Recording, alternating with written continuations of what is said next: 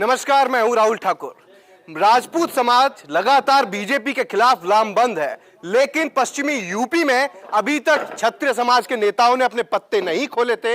लेकिन अब खेड़ा गांव में जो महापंचायत हुई, जहां हजारों लोग वहां इकट्ठा हुए, वचन लिया गया, शपथ ली गई और उसमें ऐलान हो गया है कि पहले चरण में जिन 8 सीटों पर चुनाव होंगे उसमें से 3 सीट पर वोट किसे देना है, जिसमें सबसे पहले मुजफ्फरनगर। यहां जो राजपूत समाज के नेता हैं उन्होंने शपथ दिलाई है कि वोट जाएगा समाजवादी पार्टी और कांग्रेस गठबंधन यानी कि इंडिया अलायंस के हरेंद्र मलिक को। दूसरी सीट की अगर मैं बात करूं, वो सीट है कैराना लोकसभा सीट, जहां समाजवादी पार्टी की प्रत्याशी इकरा हसन को समर्थन देने का ऐलान कर दिया गया है। और तीसरी सीट सहारनपुर लोकसभा क्षेत्र, यहां से कांग्रेस के प्रत्याशी हैं इमरान मसूद। इन 3 सीटों की जो पिक्चर थी वो पूरी रिलीज कर दी है राजपूत समाज ने और कह दिया है कि इन 3 सीट के समीकरण तो हम बीजेपी के बिगाड़ चुके हैं। बाकी 5 सीटों को लेकर अभी फिर से अंदर खाने कुछ चल रहा है। शायद आज रात देर रात तक या कल ऐलान हो जाए या कुछ अंदर की पिक्चर होगी, वो अभी पता चल जाएगा, हम लोगों से बात करेंगे। बाकी इन्होंने ऐलान कर दिया है कि पहले चरण के बाद जैसे जैसे दूसरे चरण में आगे बढ़ेंगे, जैसे जैसे चुनाव आगे बढ़ता रहेगा, वैसे वैसे ये अपने काफिले के साथ, अपने समर्थकों के साथ, अपनी पूरी फौज के सेना के साथ उधर कूच करते रहेंगे। यानी कि पश्चिम से जो ऐलान जंग शुरू हुआ है वो पूर्वांचल तक बढ़ता ही रहेगा। ये सिलसिला, ये कारवां आगे बढ़ता ही रहेगा। क्या वजह रही, क्या उन्होंने ऐलान किए, क्यों किए, क्या उन्हें फैक्टर लगते हैं, यही सब जानने के लिए हम इनके बीच आए हैं। एक बार फिर से खेड़ा गांव, यहां जब मैं पिछली बार आया था तो पत्ते खोले नहीं थे, लेकिन इस बार पत्ते खुल चुके हैं 3 सीटों के। तो सबसे पहले मैं यहां अजय भाई साहब, मैं उनसे ही बात करूंगा, उन्हीं से शुरुआत करूंगा। वही यहां पर ये जो आंदोलन है, ये कहूं कि उसका प्रतिनिधित्व कर रहे हैं इस ये ठाकुर चौबसी में जो क्षेत्र पड़ता है। अब तो साहब आपने 3 सीटों पर तो पत्ते खोल दिए हैं। नहीं, मैं बताऊं, यहाँ पे जो पत्ता खुला हो एक ही सीट पे खुला है अभी तो, मुजफ्फरनगर लोकसभा पे। नहीं, ऐलान हो गया। हाँ, तो दूसरे पे कर दिया होगा किसी ने, लेकिन जो मुख्यतः जो फोकस था पूरा मुजफ्फरनगर लोकसभा सीट को था। हमारी किसान मजदूर संगठन जो है उनसे बात हुई, उन्होंने 3 सीट का बताया। बस तो 3 सीट का खोल दिया तो बिल्कुल खुल गया, फिर कोई बात ही नहीं। तो क्या लग रहा है इन 3 सीटों पर फिर क्या रहने वाला समीकरण? अभी तक संजीव बालियान साहब दावा कर रहे हैं कि भाई किसान और जो गन्ना की जो फसल है उसको लेके वोट तो हमें ही मिलेगा, और आप यहाँ पूरे अब पूछो जाके, और चेहरा भी देखना, चेहरे का कॉन्फिडेंस भी देखना, तब पता चलेगा। वो तो सब क्लियर है। और भारतीय जनता पार्टी को यहाँ से हरा के भेजेंगे। हमने जिताया था, 5 लोग विधानसभा क्षेत्र हैं, 4 विधानसभाओं में हारते हुए आए थे पिछली बार भी चौधरी अजीत सिंह से।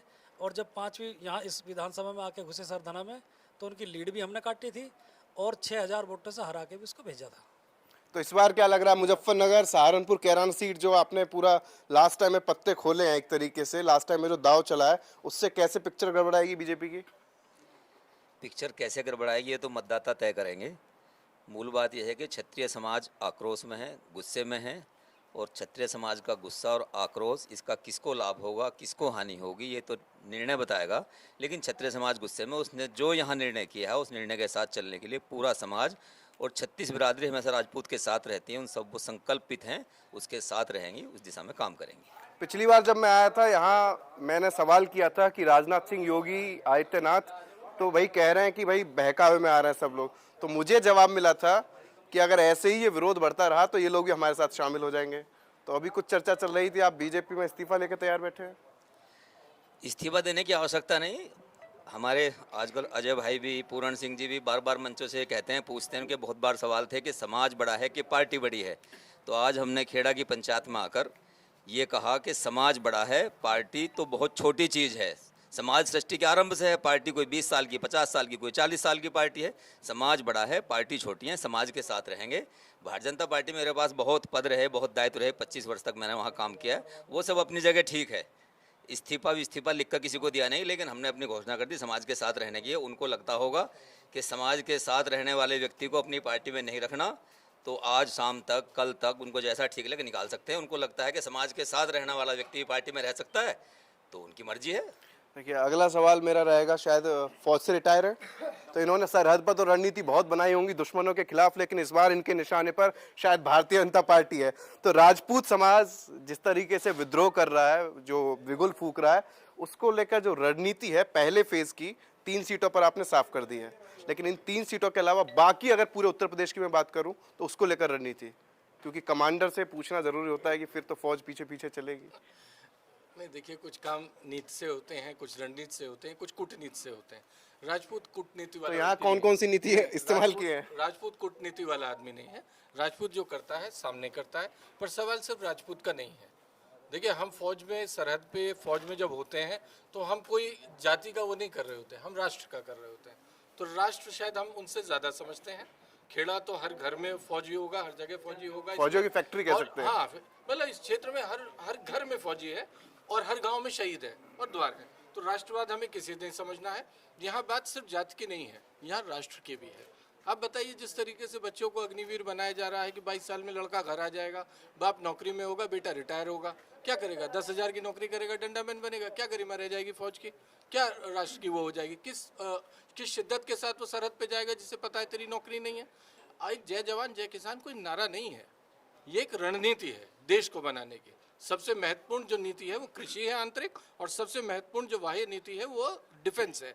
आप डिफेंस भी कमजोर कर दे रहे हैं, आप किसान भी कमजोर कर दे रहे हैं, छोटी छोटी जोत रह जा रही है, नौकरियां है नहीं। इन मुद्दों पर चुनाव होना चाहिए। और आपने ये बिरादरी, हम तो 25 साल से इन बातों को कह रहे हैं, हम किसी पार्टी से बन के नहीं कह रहे हैं। आप हिंदू मुसलमान, क्या हिंदू मुसलमान? यहाँ तो मुसलमान भी राम राम कहता है। हमारी बेवकूफ़ी थी कि हम इन मादों में लग गए। ये चाहे अंग्रेजों के ज़माने में रहा हो, ये सियासत का मिजाज है, फूट डालो राज करो, फूट डालो राज करो। ये सरकार कर रही है, तो ये राष्ट्र हित में नहीं हो सकता। यहाँ जो राजपूत खड़ा हुआ है, कोई अपने टुकड़े या रोटी के लिए खड़ा नहीं हुआ है, यहाँ राष्ट्र हित में खड़ा हुआ है। ये अच्छी बात है कि राजपूत ने पहली बात जो करी है, वही बर्बरी के जो इलाका है, ये घटोत्कच का इलाका है, हिडिम्बा का, घटोत्कच का, और उनका बेटा था बर्बरिक 3 तीर लेके आया था। तो पहला तीर राजपूत समाज ने आप लोगों के सौजन्य से छोड़ दिया है, गुलामी छोड़ दी हमने। रोटी उलट पुलट के सेकनी चाहिए, प्रजातंत्र का मूल है। हम बेवकूफ़ थे, एक तरफ सेक रहे थे इसलिए जल गई। पिछली रोटी खाए हुए थे, देर में समझ में आई, ये हमारी गलती है, हमने मान ली है, तो सुधार का रास्ता खुल गया है अब हमारा। यूपी के लोगों से जान लिया, लेकिन ये साहब आए हुए राजस्थान से, पहले इनका परिचय जानेंगे क्योंकि सब लोग जान पाए परिचय। और दूसरा, राजस्थान में किस तरीके से राजपूतों ने जो झंडा बुलंद कर रखा है उसका कितना असर जमीन पर है, वहां की 25 सीटों पर मिजाज क्या है, कितनी सीटों पर बीजेपी का खेल बिगड़ चुका है या बिगड़ सकता है या बिगड़ने वाला है, ऐसे सवाल इन भाई साहब से लेंगे। सबसे पहले लेकिन आपका परिचय। नहीं, का परिचय एक बार मैं बता देता हूँ। दादा लोकेंद्र सिंह कालवी जी, जो संस्थापक संरक्षक रहे हैं श्री राजपूत करणी सेना के, आज राजपूत करणी सेना पूरे हिंदुस्तान में, दुनिया में, आप उनके छोटे बेटे हैं श्री प्रताप सिंह जी कालवी जी। आपका विचार? जी, सवाल अब हमारा। तो सवाल ये है कि राजस्थान में भी बीजेपी को निपटाने की मुहिम चली है झुंझुनू विधान लोकसभा सीट से। वहाँ से भी प्रत्याशी ने समाज को गाली देने का काम किया है, राजकोट में भी किया है, आपके दूसरे और क्षेत्रों में भी किया गया है। पश्चिम यूपी में देखी गई समाज की, छत्तीसगढ़, झारखंड। नहीं सर, पश्चिमी यूपी में जैसे 8 पहले चरण में 8 सीटें हैं, 3 सीटों पर इन्होंने कर दिया अपना, लेकिन राजस्थान में पहले चरण में 12 सीटें हैं। तो वहाँ की कुछ बता दीजिए थोड़ा सा। पहले में 15 दी थी, 15 में से एक दिया उन्होंने और दूसरे चरण में 2 और दी थी उन्होंने।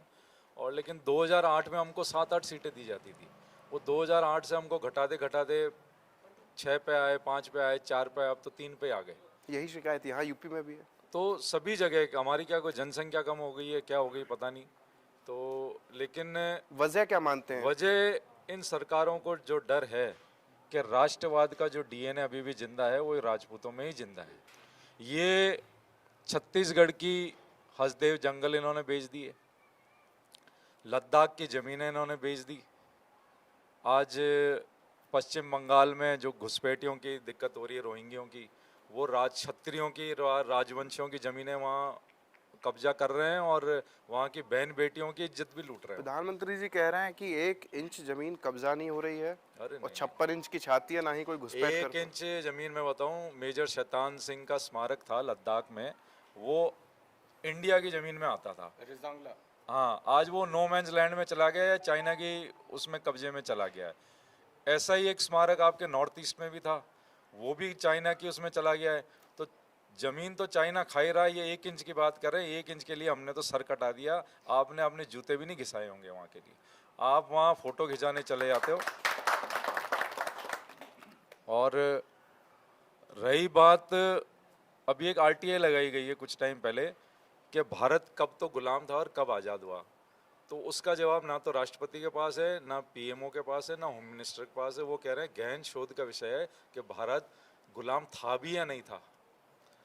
तो ये एक टोपी पहनाई गई है हम समाजों को। जब 1898 के आसपास महाराज गंगा सिंह जी बीकानेर की खुद की सेना थी, गंगा रिसाला, वो आज भी आर्मी में मौजूद है, 13 ग्रेनेडियर गंगा रिसाला करके है।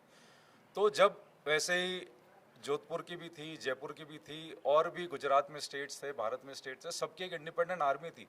और वर्ल्ड वॉर वन में हमने 1927 में वर्ल्ड वॉर वन में इन सब ने पार्टिसिपेट किया। वर्ल्ड वॉर टू ने इंडिपेंडेंट इन्होंने सेनाओं ने, राजघरानों की सेना ने पार्टिसिपेट किया। तो भारत लेकिन गुलाम था सर कैसे? आप बता रहे हैं, चलिए इससे थोड़ा सा मैं मोड़ता हूँ।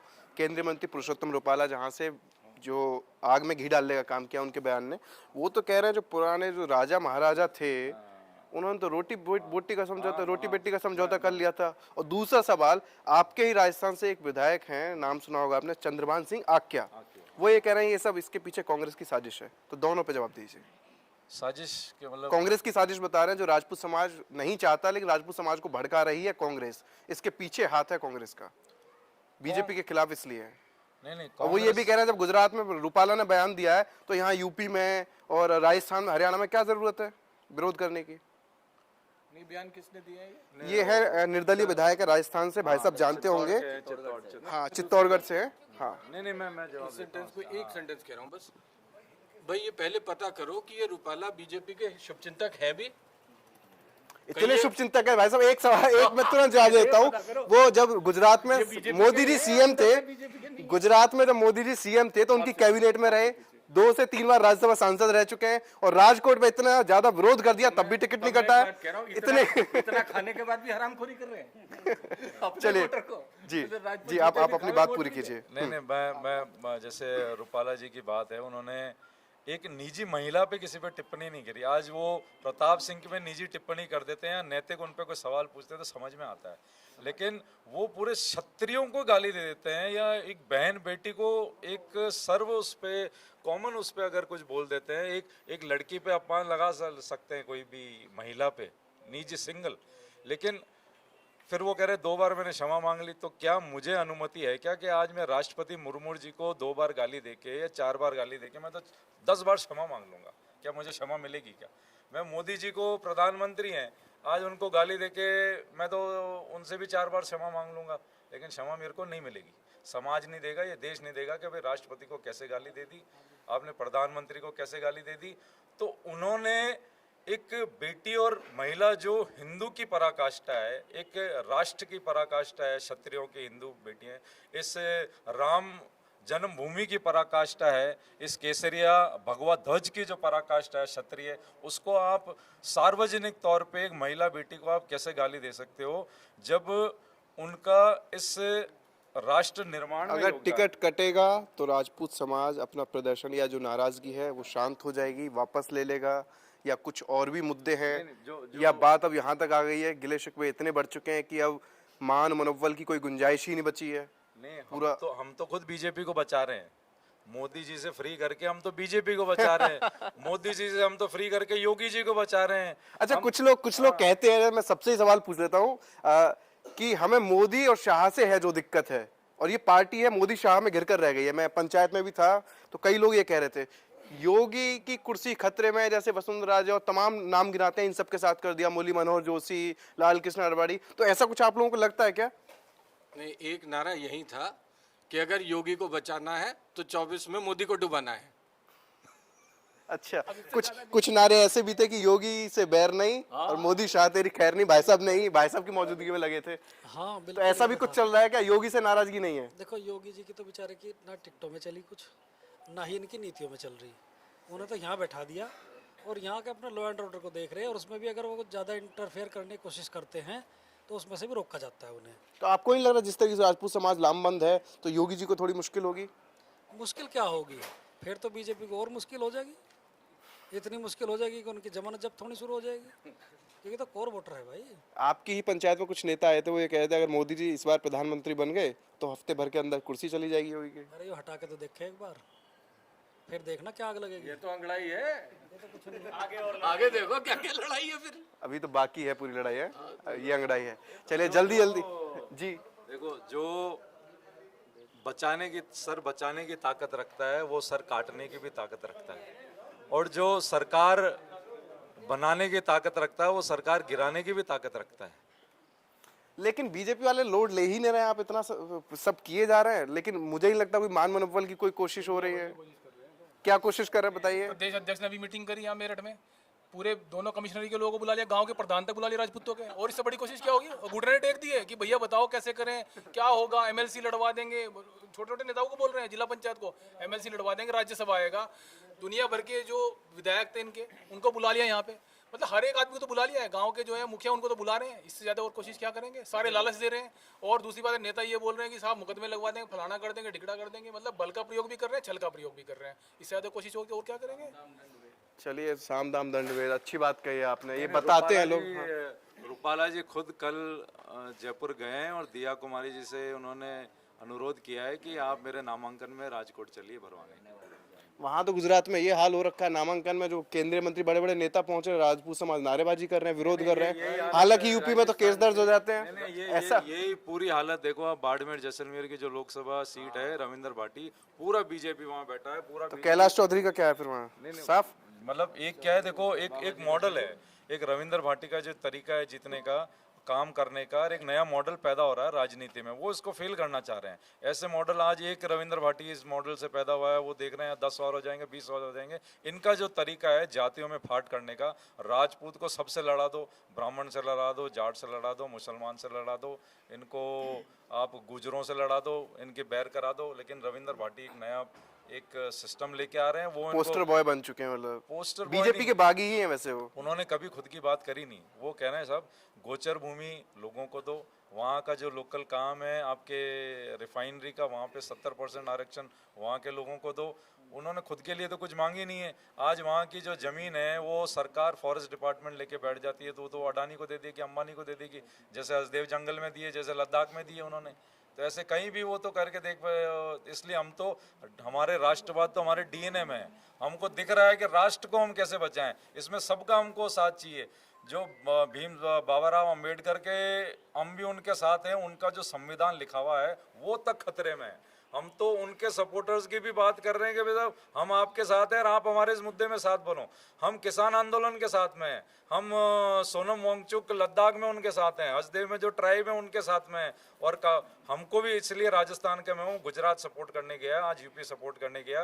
ये क्या करते हैं कि यहाँ आप कुछ भी कर दो और दूसरा प्रदेश सपोर्ट में नहीं आएगा। ये क्षत्रिय के डीएनए में है कि देश में कहीं भी कुछ राष्ट्र के खिलाफ कुछ हो रहा है तो हमारा डीएनए खून खोलता है और हम उसके खिलाफ हैं। चलिए आपको बता दें, जिस रविंद्र सिंह भाटी की बात कर रहे थे वो राजस्थान की जो शिव सीट है, शिव विधानसभा, वहाँ से विधायक हैं और बाड़मेर लोकसभा सीट से निर्दलीय मैदान में हैं। उन्होंने कांग्रेस और बीजेपी दोनों के दिल की धड़कन बढ़ा रखी है। खैर, हमने ठाकुर साहब जो हैं यहाँ पर बैठे हुए हैं, जो रणनीति बना रहे हैं, बीजेपी को आंखें दिखा रहे हैं, बीजेपी की जो रातों की नींद है बीजेपी नेताओं की, वो हराम कर रखी है। लेकिन ठकुराइन या ये कहूँ छत्राणी किस तरीके से इस आंदोलन में भूमिका निभा रही हैं। अभी कुछ वक्त पहले मैं बयान सुन रहा था, एक गुजरात से आती हैं, नेता हैं, उन्होंने कहा है कि माफ़ी से कम कुछ भी मंजूर नहीं है रूपाला की। लेकिन अगर यूपी की बात करूं तो यूपी में रूपाला के विवादित बयान के अलावा बाकी कई सारे मुद्दे हैं। तो किस तरीके से छत्राणी इस आंदोलन में भूमिका निभा रही हैं? जी देखिए, जब मैं सिसोली की सभा में गई थी तब भी मैंने ये कहा था कि हमारे जो वीर क्षत्रिय भाई हैं वो साथ मिलकर जो डिसीजन ले रहे हैं वो अकेले नहीं ले रहे हैं, वो हम सबकी सहमति भी है उसमें। और हम सबकी सहमति आपस में मिलकर ये डिसीजन पर हमको लेकर आई है कि हमने आज लोटे में नमक डाल दिया फाइनली। इसका कहावत का आप वेस्ट यूपी वाले समझ गए, लेकिन पूरा देश या पूरा उत्तर प्रदेश कैसे समझेगा लोटे में नमक मतलब? लोटे में नमक डालने का इंडिकेशन ये है कि जो करंट की सरकार है, जिसको हमने बहुमत से एक समय में जिताया था, आज हम उसी की सरकार के खिलाफ हैं। और उसका कारण सिर्फ यही है, सब जानते हैं कि पूरे भारतवर्ष में उन्होंने जो अपनी एक स्टेटमेंट जारी की है, उस स्टेटमेंट से हमारे मन को, हम क्षत्राणियों के मन को, बेटियों को, बहनों को, हम सब किसी को बहुत ज़्यादा आहत पहुँची है। तो उन्होंने माफ़ी मांगी, लेकिन कुछ चीज़ें ऐसी होती हैं जिनकी माफ़ी नहीं मिल सकती, क्योंकि उन्होंने किसी एक सिंगल पर पॉइंट करके कुछ नहीं कहा। उन्होंने अल्टीमेटली हमारे जो पूर्वज हैं उनको सबको घेरे में ले लिया। अब हमारे पूर्वजों में हमारी जो आपको मैं बताऊं 14 से भी ज़्यादा जौहर हुए हैं उस समय में हमारे भारत देश में, और अलग अलग जौहर में किसी में अगर आप रानी पद्मिनी के जौहर के बारे में देखें तो 16,000 हमारी जो शतरानियाँ थी उन्होंने अग्नि को अपने आप को समर्पित कर दिया। अगर आप वहीं पर चित्तौड़ के दूसरे जौहर की बात करें तो वहाँ रानी कर्मावती के साथ 13,000 स्त्रियाँ गई थी, और वहीं रानी दुर्गावती के साथ 700 स्त्रियाँ गई थी। अच्छा, तो कुल अतीत और मिला के इतिहास एक का लाख बता से- दिया, लेकिन इस बार जो छतराड़ियाँ किस तरीके से आगे बढ़ चढ़कर बीजेपी को, मतलब ये कहूँ कि बीजेपी के जो विजय रथ है या बीजेपी को सबक सिखाना जो आपके भाषा में होगा, उसे कैसे रोकने की तैयारी है? जी, हम लोग बीजेपी को सपोर्ट नहीं करेंगे, हम लोग बीजेपी के खिलाफ जाकर वोट करेंगे। तो हमारे पास यही एक तरीका है जिसमें, और फिर दूसरा, आप सभा में हमारा इन्वॉल्वमेंट तो देख ही रहे हैं, तो हम लोग हर सभा में अपने वीर भाइयों के साथ जाकर उनके साथ ये कंधे से कंधा मिलाकर हम उन्हें ये कहना चाह रहे हैं, ये इंडिकेट करना चाह रहे हैं पूरे भारतवर्ष को कि हम अपने वीर भाइयों के साथ हैं, हम इस पूरे समाज के लिए काम कर रहे हैं। आपने देखा होगा कि इस सभा में भी और पिछली सभा में भी और कई सारी सभाओं में अलग अलग जाति के लोग आए हैं हमारे साथ में। तो इस सभा में भी इनफैक्ट कुछ गुज्जर भी थे, ब्राह्मण्स भी थे, मुस्लिम्स भी थे, सब बिरादरियां आ रही हैं। तो इसका मतलब ये है कि सबकी फीलिंग्स को चले यही सवाल इन भाई साहब से लेता हूँ। आज ये मंच में थे, पूरे जी जान लगाए हुए थे, पूरे ताकत लगाए हुए थे, आप दोनों से ही पूछ लेते हैं। मैंने जब वहाँ था तो मैंने देखा वहाँ मुस्लिम राजपूत भी आपके साथ आ गए, बाकी कई और जाति के लोग भी साथ आ गए, तो ये सब भाईचारे में ऐसे ही साथ आ गए हैं? बीजेपी के खिलाफ वोट वही देंगे, कोई तैयारी है? 24 के रांगड़ राजपूत हैं जो हमारे में से निकले हुए हैं। अच्छा, हाँ। तो वो आपके साथ ही मिलकर कंधे से कंधा मिलाकर अब हमारे साथ ही मिल गए चुनाव को हराओगे ना, नरेंद्र मलिक को चुनाव जिताऊंगे, बालियान को हराएंगे। तो मुजफ्फरनगर, कैराना, सहारनपुर, इन 3 सीटों पर ऐलान तो कर दिया, क्या लग रहा है कि बीजेपी प्रत्याशियों की जीत को या बीजेपी को जीत से रोक पाएंगे जमीन पर? कोशिश करेंगे जी, रोक पाऊंगे ना, रोका भी नहीं। 36 बिरादरी हमारे साथ हैं, राजपूत के साथ हमेशा 36 बिरादरी रही है, हम सब मिलकर उन्हें हराने का काम करेंगे। अभी सिर्फ दाव चला है, कोशिश, उम्मीद है पूरी हरा पाएंगे? पूरी उम्मीद है, 100% उम्मीद है। 100%? जी, जब हम जिता सकें तो हरा भी सकें। हाँ, यही बात सही है, लेकिन अभी समीकरण, कई लोगों से हम बात कर रहे थे, बोल रहे थे कि पहले भी थोड़ा 2019 में जाट बटा हुआ था, लेकिन अब जाट तो पूरा एक हो गया है, लेकिन राजपूतों के कुछ वोट फिर भी बीजेपी की तरफ है, ऐसा लोग चर्चा कर रहे थे। पिछले चुनाव में 4 विधानसभा में जब कुछ विरोध नहीं था, जब 4 विधानसभा हार गया था, सरधना विधानसभा में हारी हुई वोट पूरी कर गए, 5,000 वोटों थे जब जीतता था। अब सारी विधानसभा खिलाफ है तो इसका जीतने का तो मतलब ही नहीं होता। ताऊ, देखो ताऊ, आप ऐसे नहीं जाओगे बीच में छोड़ के ना। देखो आजकल आप बहुत छाए हुए हो, अगर कोई खेड़ा गांव आता है आपसे ना मिले तो काम ही नहीं बनेगा। है प्रधान जी, आज तो 3 सीटों का तो पत्ते खोल दिए बिल्कुल। तो खोल दिए तो खुले ही रहेंगे। बखिया उधेड़ देनी है ना, बखिया पकिया तो ना, क्यों ना हम लोग कहीं मना तो नहीं लिया बीजेपी वालों ने? ना, बीजेपी के तो मैं खिलाफ जब साइकिल चलाऊं मैं। साइकिल चलेगी इस बार, साइकिल दौड़ेगी। हाँ, साइकिल हाथी को तो आपने बिल्कुल छुआ ही नहीं है। नहीं, हाथी बन जाने का। हाँ, सिर्फ साइकिल। साइकिल अखिलेश भी ये कह रहे मैं हैं हाथी पर भी जा सकूं, जब मुझे नु दिखा कहाँ यो हाथी जीत रहा तो हाथी पर भी जा सके, कोई जरूरी नहीं है। लेकिन जाएगा बीजेपी के खिलाफ। हाँ, अभी मैं जब रैली में उसमें पंचायत में था, वहाँ लिखा था बड़ा बड़ा कमल का फूल हमारी भूल। ऐसा क्यों कहा है आपने? इतनी प्यारी दोस्ती थी आपकी सालों से, इन्होंने तो साथ बिल्कुल चलते थे, साथ उनके लिए वोट मांगते थे। इन्होंने दरी बिछवाने का काम कर दिया हमारे पे, बालकों के साले पर मुकदमे कर दिए। ये बात तो आपकी गलत है। अब बीजेपी वाले कह रहे हैं कि हमने 3 तलाक खत्म किया और राजपूत समाज हमें ही तलाक दे रहा है। तलाक हमें हमारा वो कैसा खत्म कर देगा यार? आप लोग क्यों बीजेपी को तलाक दे रहे हो? नहीं, हम करते ही नहीं ऐसा काम। तलाक का तो हम करते ही नहीं, एक ही राखनी भारी हो जा। मेरी बात नहीं समझे। बीजेपी वाले कहते हैं कि हमने 3 तलाक खत्म कर दिया। तलाक मुसलमान लोग खत्तर करे होंगे, और आपने उन्हें क्यों तलाक दे दिया है? अजी तलाक तो ये अपने लक्षणों से जारी, कर्मों से जारी। जैसे कर्म, जब मान लिया मुकदमे कर रहे हैं तो कर्म तो इनके फूट गए। आप मुकदमा जो यहाँ खेड़ा गाँव में हुए हैं, हाँ, पिछली बार तो आपने बहुत सारी बात बताई थी। हाँ तो अब मैंने बताओ। पी पाना रखी। अच्छा चलिए भाई साहब, क्या लग रहा है इस बार रैली तो बढ़िया, आपने भीड़ भाड़ तो ठीक थी, लेकिन क्या लग रहा है? स्वाभिमान की लड़ाई आएगी, अब तुझे हराना पड़ेगा जी। अब जब हमने ये उठा लिया, पहले से बहुत ज्यादा गुस्सा हो गया क्या? उबाल बस गुस्सा तो जी, अब काम करे नहीं जी, वोट कैसे दे दें? बस एक बार आदमी को वोट दे दें, बालियान साहब मोदी आए योगी के नाम पे एक बार वोट दी, फिर दूसरे बार भी दे दी, तीसरे बार कैंडिडेट को काम पे वोट मांगनी चाहिए। काम उसने करा नहीं। मेरे पर तो मुकदमा खासकर कि हमने झंडे दिखाए थे, खासकर लिखवा दे जो हमारे गाँव में चिल्लो ने लिखवा देता तो मुकदमा का डर जाएगा, पर राजपूत कभी डरा नहीं। क्षत्रिय तो लड़ा और आज भी तैयार है। जबकि मंत्री जी के भैया कोई बयान आ रहा कि 19 के बाद देखेंगे, कभी मंत्री जी भी बोल रहे आप तो न्यूज़ वाले हो ना 19 के बाद देखेंगे।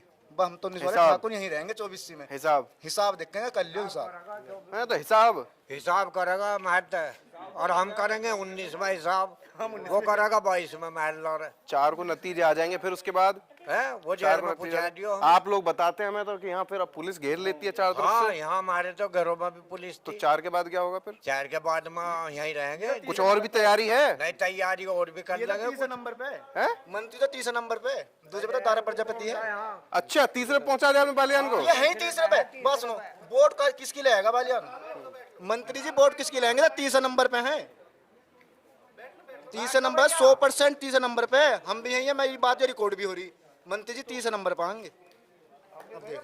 चलिए, यहाँ दावा किया जा रहा है कि खासतौर से अगर मैं मुजफ्फरनगर लोकसभा क्षेत्र में हूँ, मुजफ्फरनगर की बात करें तो यहाँ तो दावा है कि बालियान साहब जो तीसरी बार मैदान में हैं, केंद्रीय मंत्री हैं, उनको लेकर दावा कर रहे हैं कि ये तो भैया तीसरे नंबर पर हैं। पहले नंबर पे साइकिल और हाथ जो गठबंधन है, दूसरे पर हाथी दौड़ेगा, लेकिन कमल का फूल तीसरे नंबर पर पहुंचाने का दावा कर रहे हैं। लेकिन ये दावा हकीकत में तब्दील हो पाएगा? क्योंकि राजपूत समाज की अगर मैं बात करूं, यहाँ 1.5 लाख वोट होगा।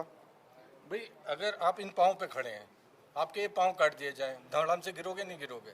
कॉमन एनाटॉमी है, कॉमन सेंस। इस बार अगर समीकरण देखें तो अगर देखें मुजफ्फरनगर की ही मैं बात करूं तो 2014 में कई लाख वोटों से जीते थे, लेकिन पिछली बार जाट वोट बैंक बटा था क्योंकि अजीत सिंह मैदान में थे। तो जाट वोट, इस बार तो लोग चर्चा कर रहे हैं कि जाट वोट तो पूरा एक तरफा उनके साथ है। अब हरिंदर मलिक एक जमीनी नेता हैं, वो अपने साथ क्या जुटाएंगे वो जाने। हम तो अपने पोटले की बात कर रहे हैं। आपने कितने वोटों का पोटला दे दिया है?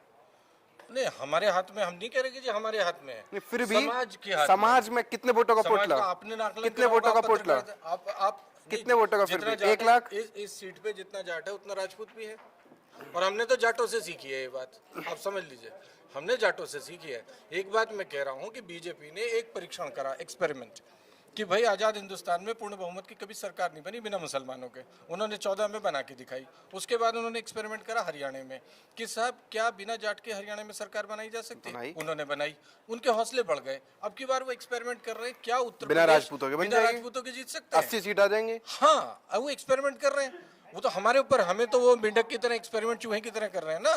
तो राजपूतों ने गुलामी छोड़ दी, अब हम उनका एक्सपेरिमेंट फेल कर रहे हैं। बात समझिए, हम उनका एक्सपेरिमेंट फेल कर रहे हैं। हमने गुलामी छोड़ दी। हमने जाटों से क्या सीखा? जाटों ने जब हरियाणा का देखा तो उन्होंने देखा भाई गन्ने को पेल लेंगे, रस ले लेंगे, गन्ने को पेल लेंगे, रस ले लेंगे। तो राजपूतों ने भी समझ ली कि बीजेपी और ये जो मोदी है और अमित शाह है, ये गन्ना है, जो इसे पेल लेगा वो रस ले लेगा। तो हम पेल लेंगे और रस ले लेंगे। हमने भी तय कर ली। चलिए, बहुत बढ़िया, बाकायदा उदाहरण के साथ समझा दिया। ये भाई साहब रह गए थे, इनकी बात नहीं जान पाए। आप बताइए, आपको क्या लग रहा है? अच्छा, ये सब बता रहे हैं, आपको थोड़ा लग रहा होगा उत्साह, लेकिन दिल से बताइए कि राजपूत समाज ये नाराजगी है और जिस तरीके से जुटान हो रहा है, महाजुटान मैं कहूंगा, उसका कितना असर पड़ पाएगा चुनाव में? देखिए, नाराजगी जायज़ है, कई मुद्दों पर नाराजगी है। बिंदुवार अगर मैं चर्चा करूंगा आपसे, तो पहले तो यूपी की बात करूंगा मैं, या गुजरात से बात करूंगा। आप यूपी में बैठे हैं, यूपी से ही शुरू कीजिए। हमारे पड़ोस में जिला है गाजियाबाद। वहाँ गाजियाबाद सीट है, क्षत्रियों की परंपरागत सीट थी। आज तक वहाँ क्षत्रिय जीते आए हैं लाखों के अंतर से। 5-6 लाख, राजनाथ सिंह, वीके सिंह, 6 लाख वीके सिंह सभी जीते थे वहाँ से। और मेजर साहब का टिकट काट के, जनरल वीके साहब का टिकट काट के एक वैश्य को टिकट दे दिया। क्यों दिया भाई आपने टिकट, जब राजपूतों की सीट है वो? राजपूत क्यों नहीं कंसीडर? वहाँ बीजेपी में गुटबाजी थी नेताओं में। गुटबाजी किस में गुटबाजी थी? बीजेपी नेताओं में गुटबाजी थी। बीजेपी ने, चलो मैं वहाँ मान गया। हमारे योग्य है, मेरे पड़ोस में बैठे हैं अनिल खेड़ा जी, यहीं के निवासी हैं। ये योग्य कैंडिडेट हैं, वे क्षेत्रीय मंत्री रहे हैं, 25 साल से भारतीय जनता पार्टी की सेवा कर रहे हैं। आपने कहा है कि अरे कहीं आप तो नहीं करा रहे, आप तो नहीं भड़का रहे हैं भैया राजपूतों को, हैं आपकी तरफ इशारा कर रहे हैं ये। मैं तो कह रहा हूँ उन्होंने ये छोटे भाई, बताया, मेरे छोटे भाई मेरा तो घोषित है, मैंने 2019 और 2024 दोनों में गाजियाबाद लोकसभा से जिसे कहते हैं टिकट मांगना, टिकट मांगने के लिए जो जो करना जितना जोर लगाना था लगा दिया था, एक दरबार प्रत्याशी को तक। जो करना चाहिए वो मैंने सब किया है। तो मैं तो घोषित वहाँ खुद का टिकट मांग रहा था। बीजेपी में वोट कैसे मिलते हैं बता दीजिए, आप तो बीजेपी में हैं। वोट कैसे मिलते हैं, क्या क्या करना पड़ता है, वोट सॉरी टिकट कैसे मिलता है? अब टिकट बहुत कैसे से लोग कई कई तरह की बातें करते हैं कि क्या क्या करना पड़ता है टिकट के लिए, यहाँ हाजिरी वहाँ हाजिरी, 10 तरह की बातें हाँ, होती हैं। ये बात ठीक है, भारतीय जनता पार्टी बड़ी पार्टी है, बहुत लोगों से मिलना पड़ता है, नहीं, बहुत एक लोगों के प्रक्रिया पास बता जाना दीजिए, पड़ता है। बहुत सारी बातें चलती हैं, आपको भी पता ही होगा। प्रक्रिया ये आपने है, 2 बार कोशिश की, बता हाँ, दीजिए नहीं प्रक्रिया कोई ऐसी जो दिखने वाली प्रक्रिया है वो भैया। सामान्य- फोकस कर लेना, सही बात बता रहे हैं, बहुत से लोग नहीं जानते जो होंगे। दिखने वाली प्रक्रिया है वो सामान्य प्रक्रिया है, उसमें कोई समस्या नहीं, दिखती है सबको, सब जानते हैं। पार्टी दिखने के से अलग। पार्टी के प्रदेश अध्यक्ष हैं, संगठन मंत्री हैं, क्षेत्र के अध्यक्ष हैं, राष्ट्रीय अध्यक्ष हैं, ये सब लोग होते हैं, इनसे मिलना होता है, अपनी बात कहनी होती है। और निश्चित तौर से जहाँ जो सीट लगभग जिस कैटेगरी में रहती है वहाँ लोग ये मानते हैं अधिकांश, जैसे गाजियाबाद में किसी भी नॉन पॉलिटिकल आदमी से भी आप पूछते टिकट होने से पहले तक, कुछ लोग कहते हैं बड़े नेता घर ही आते हैं, तो ये कहते हैं कि भाई ये ठाकुरों की सीटें, मिलेगा ठाकुर को, किसी का कटेगा किसी को मिलेगा, मिलेगा ठाकुर का ही। तो ये सबको तय था कि ठाकुर मिलने वाला है। बीजेपी को ऐसी पार्टी कहा जाता है, ऐसे अभी मध्य प्रदेश राजस्थान में हमने देखा था कि पीछे बैठे हैं विधायक जी और लिस्ट में पर्ची में नाम आ गया सीएम बनेंगे, तो ऐसा कुछ सच में है? जैसे मोदी जी कहते हैं कि बीजेपी ही ऐसी पार्टी है जहां चाय वाला एक कार्यकर्ता तक शीर्ष जो होता है पद, यानी कि प्रधानमंत्री, राष्ट्रीय अध्यक्ष, वहां तक पहुंच सकता है। तो आप तो कह रहे हैं मैं टिकट मांगते मांगते थक गया, या नंबर आएगा अभी? एक दो लोगों को ऐसा उदाहरण प्रस्तुत करने के लिए किया जाता है ताकि उनके नाम को पूरे देश में चलाया जा सके, उदाहरण के लिए एक दो लोगों को ऐसा किया जाता है। और बाकी तो प्रक्रिया अंदर की अलग प्रकार की है। टिकट जैसे गाजियाबाद की अगर बात हम करें, जिनको टिकट दिया है गाजियाबाद में अतुल गर्ग को, अतुल गर्ग जी टिकट ही नहीं मांग रहे थे, वो स्वयं ये कह रहे, कल का बयान उनका ये है कि मैं आश्चर्यचकित हूँ लेकिन आनंदित भी हूँ, क्योंकि टिकट मिल गया तो आनंदित हूँ, और आश्चर्यचकित ही हूँ कि मुझे टिकट मिल कैसे गया, मैंने तो टिकट मांगा ही नहीं था। अब ये उनका बयान है, घोषित है, 2 दिन कल भी कह रहे, ऐसा लगता है आपको बिन मांगे कुछ मिल गया? तो मैंने वही बताया ना कि कहने की बातें अलग होती हैं। हालांकि ये बात ठीक है, टिकट उन्होंने नहीं मांगा था किसी प्लेटफॉर्म पर, कहीं भी उन्होंने कभी ये हिम्मत जुटाई नहीं, क्योंकि वो सीट ठाकुरों की थी।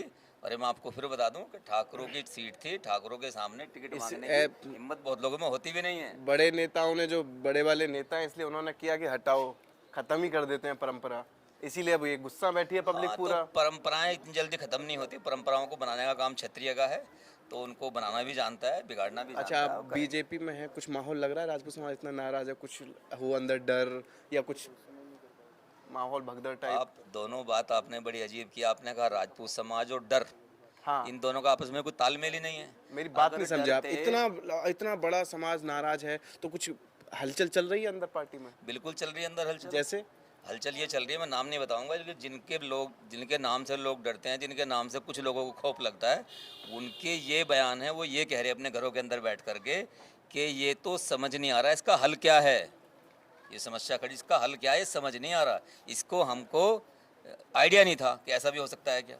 वो तो ये मान के चल रहे थे कि हम जिसको टिकट दे देंगे ये बंद हुआ है, हाथ जोड़ के थे, उनको इसका अंदाजा नहीं था। अच्छा, इसका अंदाजा होने के पीछे कारण भी था कि लंबे समय से राजपूत समाज, क्षत्रिय समाज बीजेपी के साथ रहा है। केवल क्षत्रिय समाज नहीं, जैसे यहाँ खेड़ा की बात आप करें, लगभग 800 वोट यहाँ अदर कास्ट के भी हैं, लेकिन हमारे सबके साथ इतने अच्छे संबंध हैं अन्य बिरादरियों के साथ, अच्छी बात बता रहे हैं कि सब लोग वोट देते हैं उनको। ये कह रहे हैं कि बीजेपी सोच ही नहीं पा रही, बीजेपी टेंशन में आ गई है बड़ा राजपूत समाज का विद्रोह देख के। ये तो पक्की बात आप देखो कि इनका IT सेल एकदम शून्य हो गया है, कहीं कुछ नहीं है। दूसरा ये जो करते कहीं ऐसे तो नहीं खबरी बने हुए हैं बीजेपी के आपके पास आके बात बताते हैं। और दूसरा मामला पता क्या है, जो हिंदू मुस्लिम और ये वो इधर उधर का होना था ना, सब खत्म हो गए, इनका पूरा फोकस राजपूत समाज पे हो गया। और उसमें क्या काम हो गया, इनके जो 400 पार का अश्वमेघ था वो रुक गया। अश्वमेघ आपने घोड़ा पकड़ लिया है, अब युद्ध होगा धाकड़, युद्ध हो रहा है, अब छुटा के ले जाए। अच्छा, किसका पड़ना भारी? आप डाइवर्ट होगी बात, मैंने भाई हाँ, आप अपनी बात जहाँ से आपने यूपी से शुरू की थी, आपने यूपी से, मैंने गाजियाबाद से स्टार्ट की। गाजियाबाद से, ठीक तो है। पहले आपने भी एक प्रश्न किया डर का, भय का, राजपूतों के लिए, तो उसके बारे में बताना चाहूँगा। इतिहास हमारा पढ़ लेना, इतिहास हमारा पढ़ लेना, खून से सब सजाए हैं, धड़ कटे हैं, सर कटे हैं, धड़ लड़े हैं तब जाके राजपूत कहलाए हैं। ठीक है, ये भय की बात, डर की बात राजपूत से मत कहना मेरे मित्र। ठीक है, अब आता हूँ मैं मेरठ लोकसभा सीट पर। गाजियाबाद बताया, क्यों नहीं कंसीडर करेगा हमारे छोटे भाई को। ठीक है, मेरठ बताइए आप। ठीक है, मेरठ लोकसभा सीट पे पैराशूट से अरुण गोविल आ गए, वो भगवान राम के, आप ऐसी बात कर रहे हैं। कलाकार है, कलाकार है, भगवान नाम नहीं है। वो भी कुछ दिन पहले अभी वीडियो वायरल हो रहा है, दलित के घर खाना खाने गए थे, खाना खाए ही नहीं, लेके फोटो खिंचा के चल दिए। नहीं, वो सब देखो चलता है। राजनीतिक बातें हैं, आप अच्छी तरह से परिचित है। ठीक है, वो थोपा गया है कि वहाँ एक रोज हम तो परिचित हैं, आप परिचित हैं। बिल्कुल एग्जैक्टली मैं परिचित हूँ। आज वो राम का किरदार करा, उससे पहले उसने गुंडे का किरदार करा। भगवान राम तो सबरी के झूठे भेड़ तक खा लेते थे। अच्छा, ये सवाल इनसे करेंगे। हाँ, बताइए। अब आता हूँ मुख्य जो है हमारा मुजफ्फरनगर लोकसभा सीट। मुजफ्फरनगर लोकसभा सीट में जैसे समाचार पत्रों के द्वारा, आपके सोशल मीडिया के द्वारा सबको पता है कि कार्यकर्ताओं में रोष है। यहाँ क्यों नहीं कार्यकर्ताओं से भारतीय जनता पार्टी संगठन के द्वारा क्यों नहीं उनका रोष दूर किया गया, क्यों नहीं उनकी पीड़ा पूछी गई? भाई क्या बात है, आपको क्या परेशानी है मंत्री जी से, भाई सांसद जी से क्या परेशानी है, क्यों नहीं है, या सांसद जी के क्यों नहीं बैठाया गया? इसमें जिला संगठन या प्रदेश संगठन दोनों जिम्मेदार हैं। आपसे कह तो दिया, योगी जी आए थे, योगी जी लगातार कह रहे हैं अरे बहकावे मत आइए, सब all is well. Rajnath Singh भी कह रहे हैं ऑल इज वेल। मेरी बात, मैं जो कह रहा हूं उनकी मन की बात। जल्दी मुझे थोड़ा खत्म करना है, वक्त कम है। अच्छा, अगर आप 2 मिनट दे दो, मैं इसका कंक्लूड कर दूंगा यहाँ सभी, और अपने भाव जो है। आपने शायरी बढ़िया सुनाई, एक और सुना दीजिए, उसके बाद हम आगे बढ़े। नहीं, मैं वो चीज सुनाऊंगा जो आप सबको पसंद आएगा, और हो सकता है सब लोग उत्साहित हों, उससे आनंदित हो, और अगर हो तो ताली बजाकर मेरा भी उत्साहवर्धन कर दें। हाँ, नहीं ठीक हुआ क्या, एक बस आ रही थी, उस बस में एक महिला चढ़ी, बुजुर्ग महिला। तो अमूमन देखा हुआ अपना स्वभाव आदमी का होता है, तो जो 2 सीट पर बैठे थे उस पर भी आदमी ऐसे करके बैठ गया। उन्होंने कहा भाई उधर को हो जा, उन्होंने कहा ना चल आगे चल। अब दूसरा ध्यान करके जरा सभी, उन्होंने कहा चल आगे चल। जो एक सिंगल सीट पर था उसने भी कहा बढ़िया आगे चल। और बेचारा हमारा कंडक्टर था, वो बैक मिरर में देख रहा था उसे। उन्होंने कहा चाची तू यहाँ आ जा बोनट पे। अब बोनट आपने देखे होंगे, पहले हल्की कीलें होती थी, मोटे मोटे सरिये डले थे। अगले स्टॉपेज पे एक महिला लड़की चढ़ी, बाकायदा जीन्स वीन्स में थी। तो हर व्यक्ति जो 3 सीट पे था वो भी एडजस्ट करने आ जा इधर, आ जा लाली इधर, आ जा इधर, 2 वाले। अब ये देख कर हमारी जो चाची थी जो बोनेट पे बैठी थी, वो बहुत गुस्सा आया। अब वो कुछ तो कह रही है, वो बाद में कहने लगी उससे, लड़की से, लाली बैठ जा 2-3 साल बाद में तुझे भी बोनेट पे आना पड़ेगा। तो हमारे विधायक को जिसने बोनेट पे बैठाया है, अब निश्चित मानिए उसे भी हम बोनेट पे बैठाएंगे, सीट नहीं देंगे उसे। देखिए, इन्होंने कहानी सुना दी है, अब इसमें चाची कौन है, लड़की कौन है, कंडक्टर कौन है, वो समझना आपका काम है। इन्होंने अपनी तरफ से इशारा कर दिया है, अब वो जनता पर छोड़ते हैं। बहुत बहुत शुक्रिया भैया, आप 20 शो में ले आए, गला बैठ भी गया था, बहुत बहुत शुक्रिया। चलिए ताऊ, आज मंच पर थे आप, कितना मजा आया, आपने 3 सीटों का ऐलान कर दिया है, अब क्या लग रहा है? मजा तो इतना आया, हमें बहुत दिन हो गया, मुझे 55 साल हो गए चुनाव लड़ते। हूँ अनपढ़, गांव का ऐसा इन्होंने प्रधान बना दिया। अनपढ़ ऊपर ऐसा है, हम अपना हक मांग रहे हैं, हम हक की लड़ाई जरूर है हमारी। हम सब जब से देश आज़ाद दिया, हमने ना ऐसी पंचायत देखी, ना इस तरह हक मांगा नहीं छतरी महासभा ने। अब हक मांग आप भी पहली बार ही देख रहे हो? पहली बार ही मुझे लग रहा है बीजेपी के खिलाफ हो इतना। हाँ, पहली बार ही है, पहली बार है, सारी उम्र से देखते हो गया मतलब। और शौक इतना है इलेक्शन लड़ाने का बहुत ज़्यादा, पर अब हम अपना विचार हमने अपना हक मांग रहे हैं, हम हक नहीं मिला, हमारी गल धोखा करेगा। चलिए, ये कुल मिलाकर राजपूत समाज और जो तमाम लोग हैं राजपूत समाज से जुड़े हुए, उन लोगों का कहना है कि ये हक की लड़ाई है, आन बान शान की लड़ाई है, और अब किसी भी कीमत पर कितनी भी कोशिशें क्यों ना हो लें मनाने की, लेकिन राजपूत समाज पीछे हटने वाला नहीं है और अपनी मांगों पर अड़िग रहेंगे, अटल रहेंगे और बीजेपी को सबक सिखा कर रहेंगे। कैमरा पर्सन सचिन के साथ मैं राहुल ठाकुर, खेड़ा गांव, मेरठ। नमस्कार। आपने जूस